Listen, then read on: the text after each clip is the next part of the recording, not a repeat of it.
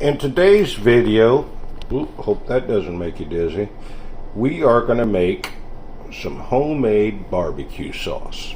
So, first thing, turn my stove to where I can simmer with. You take a beer. This one is not for me.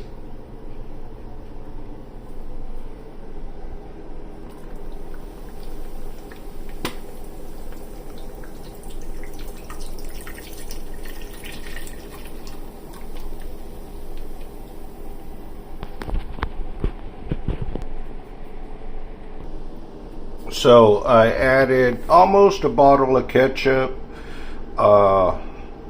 probably 4 tablespoons of the mustard. I added some Worcestershire sauce, soy sauce, and a little bit of apple cider vinegar. What I'm going to let it do is come to a simmer, then add my dry ingredients, which will be brown sugar, bourbon peach rub, all these seasonings, like this one, once it boils down, gives it a great crunch.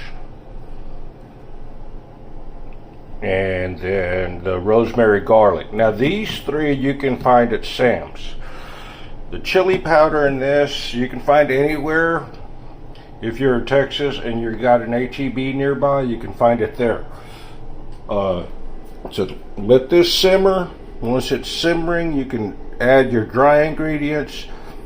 If you don't think it's going to be enough, which I'm starting to think that way, instead of adding more ketchup, I'll use pasta sauce, because it's already thickened. Everything's got your tomato base and some of your seasonings. So there's the beginning, and later I'll post a video on how it came out.